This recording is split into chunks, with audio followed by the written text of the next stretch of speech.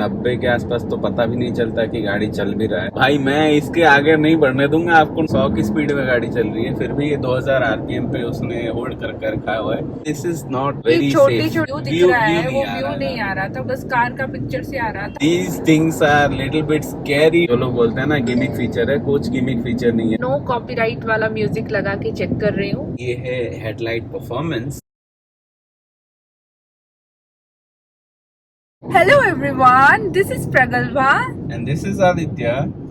and this video is all about The drive review of our new XUV 7XO AX70. AX70.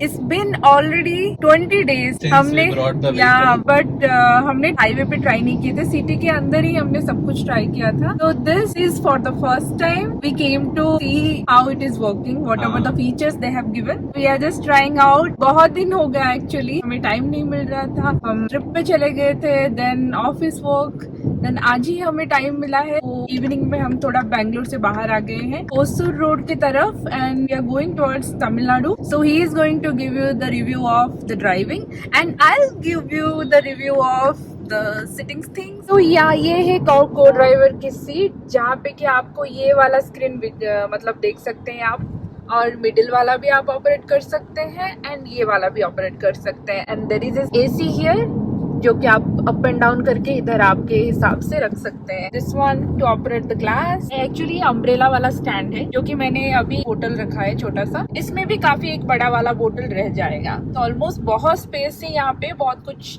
रखने के लिए। एक umbrella and 2 बोतल तो आराम से आ सकते हैं। ये है सबसे लेगरूम की बात करूं मैं, अभी एकदम एंड पॉइंट में मैंने रखा है सीट एडजस्टमेंट और मेरी हाइट है 5 फीट 1 इंच एंड यहाँ पे आप देख सकते हैं मेरी पैर यहाँ तक, मैंने पूरा पैर लंबा करके रखा है, बट आप देख सकते हैं कि ये टच भी नहीं हो रहा है उधर। तो अभी हम लोग कुछ 90 के आसपास चल रहे हैं, 87 88 के आसपास। और मेरी बात अगर मानेंगे ना तो आपको इसमें 90 के आसपास तो पता भी नहीं चलता कि गाड़ी चल भी रहा है। तो उतना स्मूथ चलता है इंजन, बहुत रिलैक्स चलता है। अभी मैंने एडास वाला स्क्रीन ऑन रखा हुआ है क्योंकि मैं एडास का ही मेनली वो चेक कर रहा हूँ कि कितना अच्छा वो टर्न कर रहा है। मैंने बस रिव्यूज में ही देखा था कि कैसे क्या टर्न करता है। जब मैं रियल लाइफ में एक्सपीरियंस कर रहा हूँ, it is actually that review वाला चीज ही मैं एक्सपीरियंस कर पा रहा हूँ। वो ऑटोमेटिकली ब्रेक भी लगा रहा है। मैं अभी क्रूज कंट्रोल पे भी नहीं हूँ, फिर भी वो जब डिटेक्ट करता है कि गाड़ी पास आ रही है तो वो ऑटोमेटिकली ब्रेक लगा देता है और टर्न भी खुद ही कर ले रहा है। अभी मैंने इंडिकेटर दिया तो उसको पता लग गया कि अभी ये टर्न करेगा, तो लेन सेंटरिंग फंक्शन को स्टैंड बाय में रख के उसने मुझे टर्न करने दिया। अब क्योंकि मैं आ चुका हूँ ऑलरेडी, ये देखो लोग ऐसे तो ड्राइव करते हैं, इसीलिए एडास चाहिए। जो लोग बोलते हैं ना गिमिक फीचर है, कुछ गिमिक फीचर नहीं है भाई, बहुत अच्छा चीज़ है, बहुत ज़रूरत पड़ता है ये इंडिया में तो और ज़्यादा ज़रूरत है, लोग कहीं से भी आ जाते हैं। तो अभी देखो ये खुद से टर्न कर रहा है, मैं कुछ नहीं कर रहा हूँ और ये बहुत शार्प टर्न है। इसमें तो अच्छे खासे ड्राइवर भी अपना जो लेन है वो छोड़ देते हैं और ये गाड़ी नहीं छोड़ने दे रहा है। देखो वो भी लेन छोड़ के आ गया, फिर भी ये गाड़ी ने नहीं छोड़ा अपना लेन।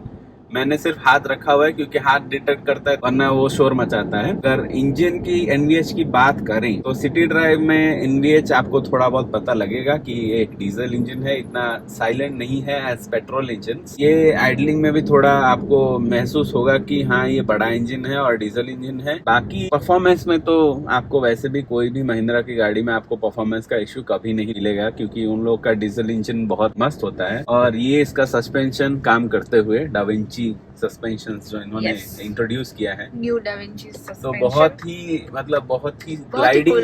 ग्लाइडिंग तरीके से आपको निकाल के दे देगा गड्ढों से। अभी 83 पे है तो वो 1700 आरपीएम पे चल रहा है। अगर मैं इसको 100 पे ले जाऊं तो भी वो 1700 पे ही चलेगा क्योंकि अभी ये 6ठे गियर पे है, पहुंचा है जस्ट, इसलिए वो 1200-1300 आरपीएम पे आ गया है। वही सेम चीज अगर वो 5वें गियर पे होता तो वो 1700-2000 आरपीएम के आसपास चलता। अभी यहाँ पे लेन मार्किंग्स तो है नहीं, तो एडा सिस्टम ही अपना बोल दिया कि भाई साहब ये ऐसा नहीं हो पाएगा, हम यहाँ पे इतना ही साथ दे सकेंगे क्योंकि ये देखो कोई लेन मार्किंग नहीं है यहाँ पे, तो कुछ भी डिटेक्ट नहीं होगा। लेकिन जहाँ पे होता है एक्चुअली ब्रेक मारने पे अभी भी ये कैपेबल है। यहाँ पे ये Yes. गाड़ियां डिटेक्ट कर रहा है, ये ट्रक डिटेक्ट भी कर रहा है। लेकिन आपको अगर वो छोटा सा भी, वाओ, इंजन ब्रेकिंग भी खुद ही लिया है इसने, मैंने कुछ नहीं किया। ये अभी इंजन ब्रेकिंग में चल रहा है। तो क्योंकि अभी लेन वापस आ गया है तो यहाँ हमारा लेन की असिस्ट भी ऑन हो गया है। ये हमारा जो ग्रीन में दिखाता है कि कौन से लेन में ये चल रहा है और आगे कौन सी गाड़ियां आ रही है, वो सब डिटेक्ट कर लेता है। अभी मैं क्रूज कंट्रोल को ट्राई करके देखूंगा। क्रूज कंट्रोल मैंने ऑन कर दिया है और सेट मैं कर देता हूँ। हाँ ठीक है,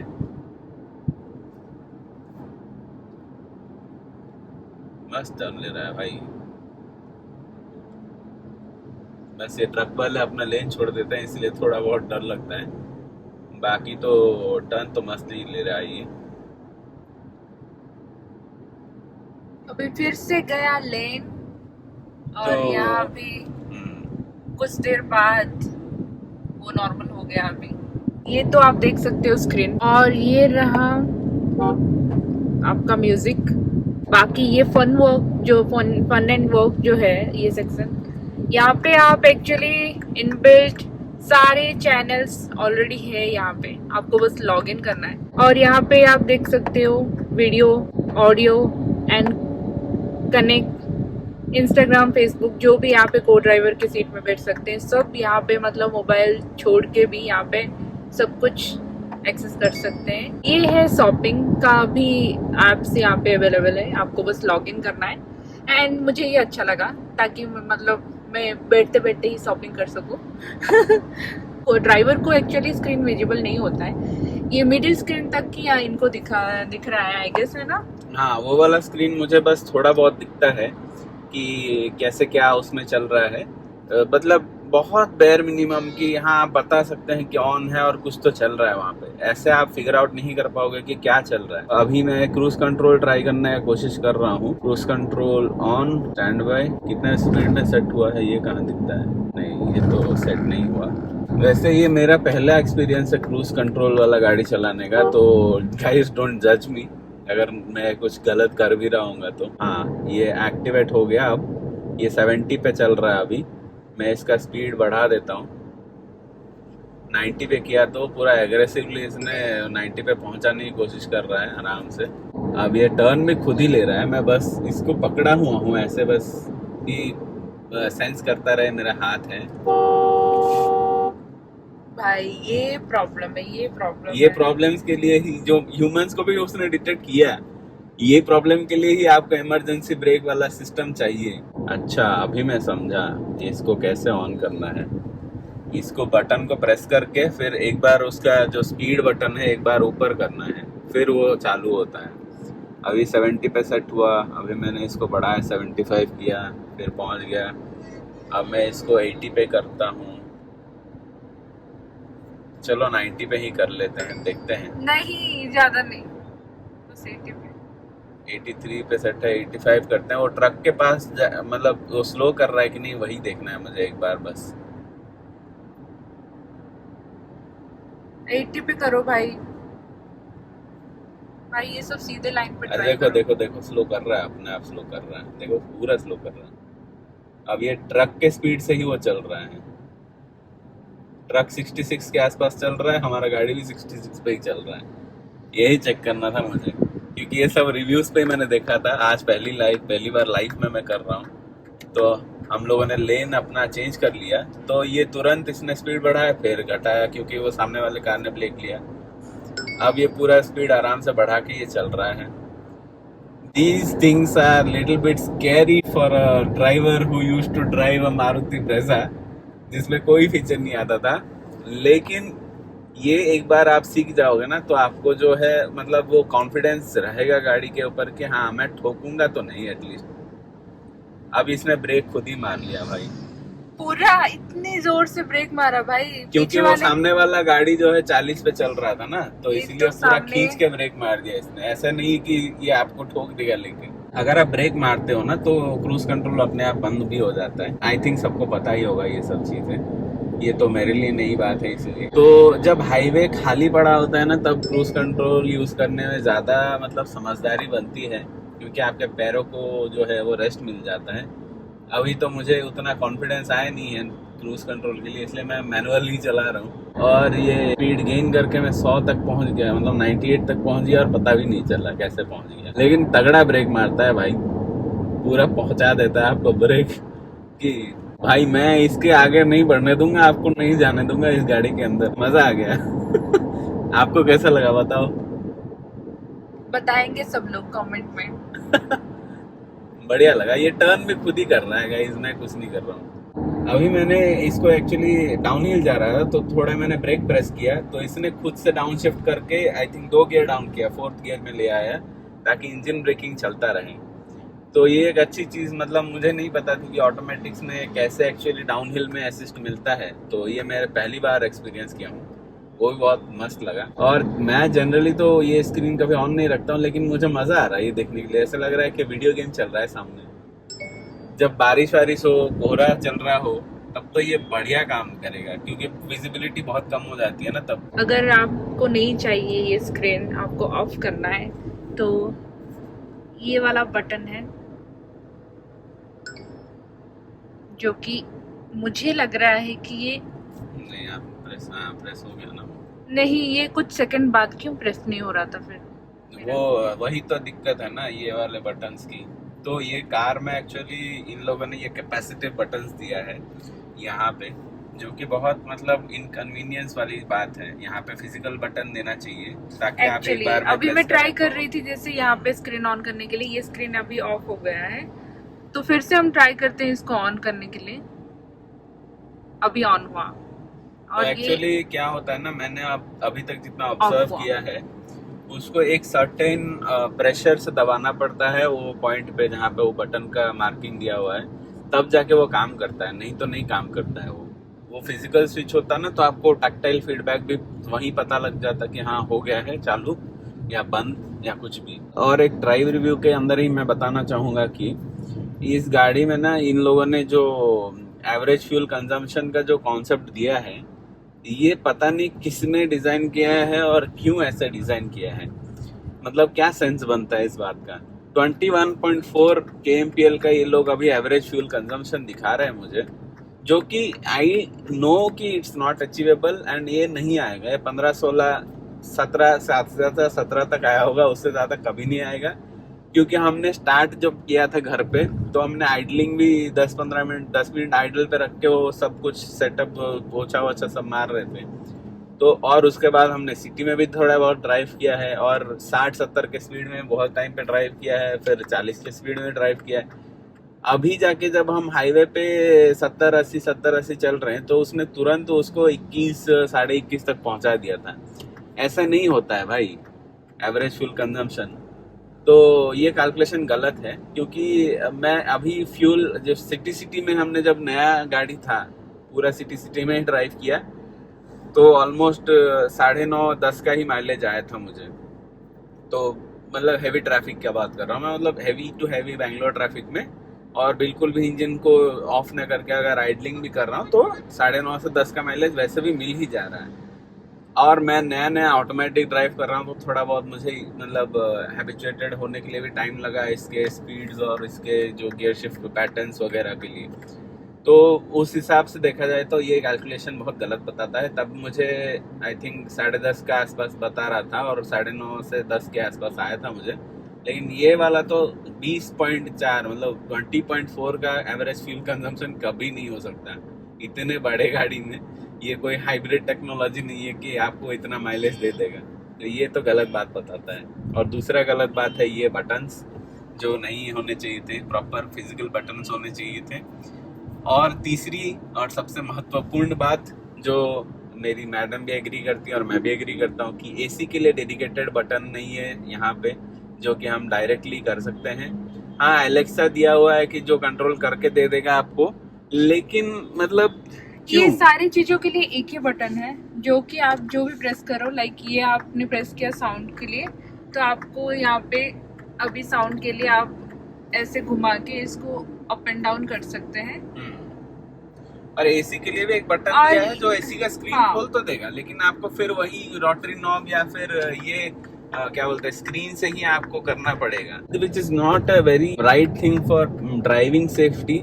अगर उस पॉइंट ऑफ व्यू से आप देख रहे हैं, आप इतना अच्छा गाड़ी बना रहे हैं, स्टेबल बॉडी शेल बना रहे हैं, 5 स्टार रेटिंग लेके आ रहे हैं, लेकिन दिस इज नॉट ये वेरी छोटी सेफ। छोटी चीजें हाँ। आपको डिस्ट्रैक्ट करेगा वही। From the driving.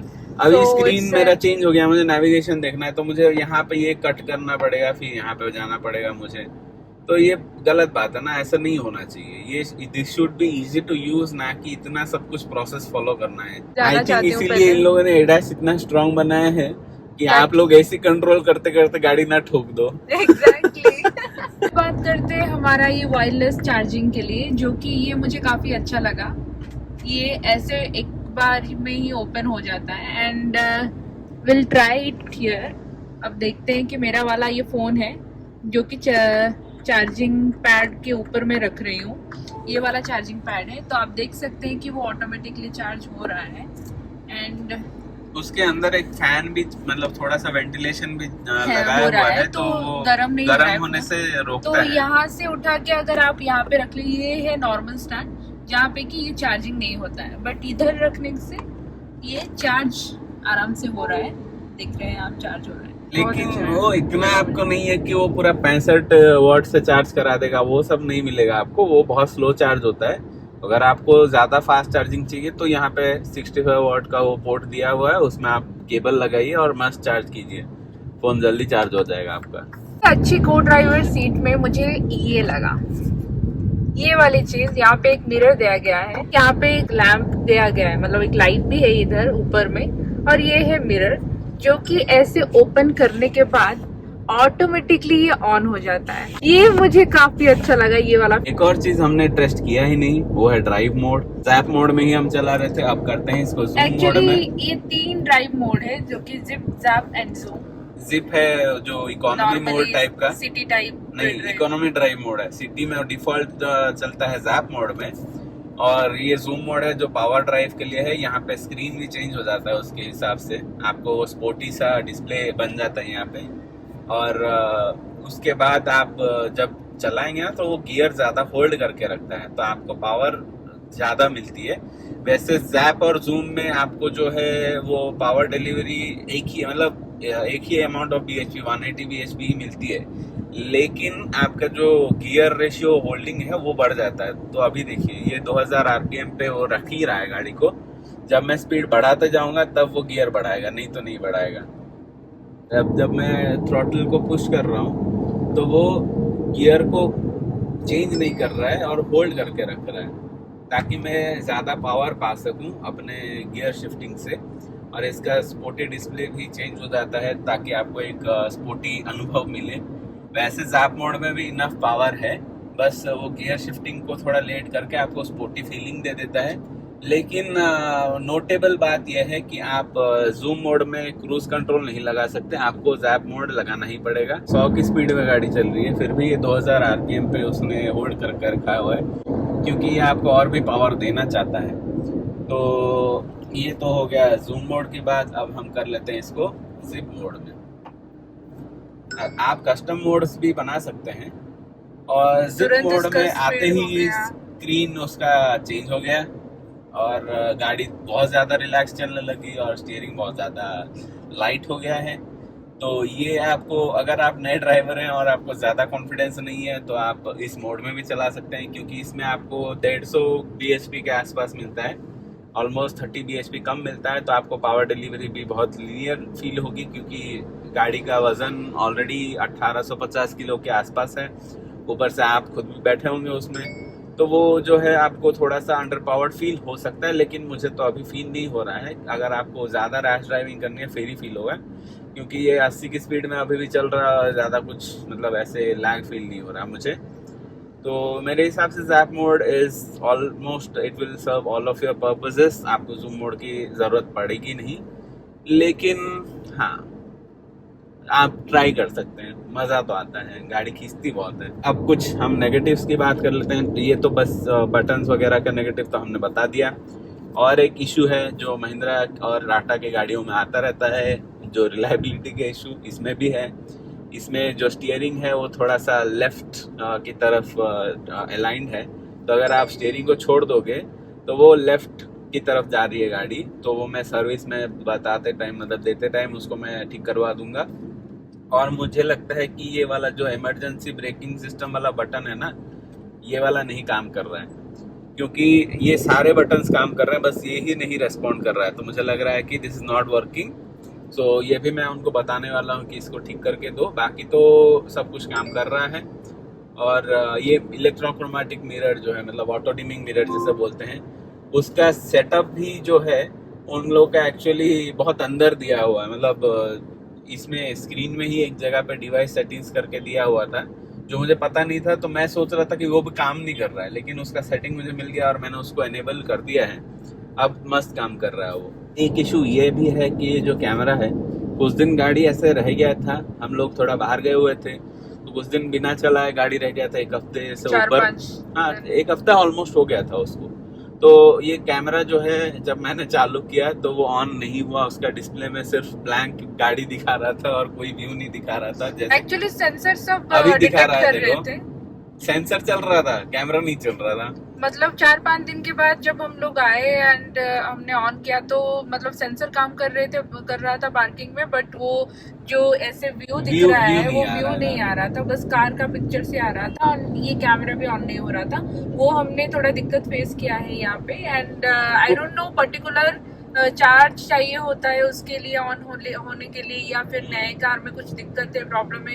एक्चुअली हम अराउंड उसके बाद मतलब 1 आवर 45 मिनट्स भी ड्राइव करके गए, उसके बाद भी ये ऑन नहीं हो रहा था। बट जब हम रिटर्न आ रहे थे तभी ये ऑन। हाँ, मतलब गाड़ी एक बार बंद हुआ और फिर चालू हुआ, मतलब बंद करके हमने थोड़ा देर उसको रखा हुआ था, मतलब पार्क करके। तो जब पार्किंग से हमने निकाला तब ये चलने लग गया। तो मुझे लगा कि कुछ रीसेट हो गया, अपने आप चलने लग गया। अब ऐसे अनरिलायबल कंडीशंस नहीं होनी चाहिए, क्योंकि कुछ लोग होंगे जो लोग की यही 360 कैमरा के भरोसे गाड़ी चलाने वाले होंगे। 360 कैमरा कैसे काम कर रहा है मैं दिखा रही हूँ एक बार, एक झलक, जो कि हमारे आसपास इर्द गिर्द जो भी व्हीकल्स है उसको हमें डिटेक्ट करवाते हुए कैमरा। तो ये चीज मुझे काफी अच्छा, काफी कूल लगा। मतलब तो इसी के भरोसे जो लोग चलाने वाले होंगे, और अगर उसमें अनरिलायबल कंडीशन आपको फेस करना पड़ जाए तो उसका तो मतलब रोना निकल आएगा कि अरे भाई मैं पार्क कैसे करूं अब इसमें।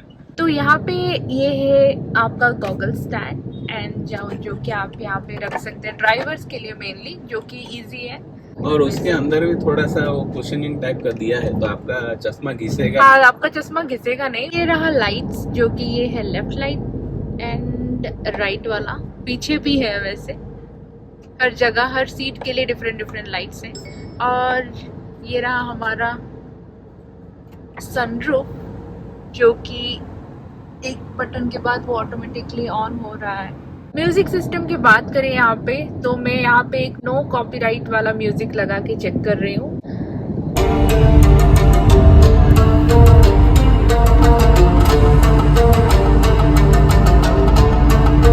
Keep right to take the flyover.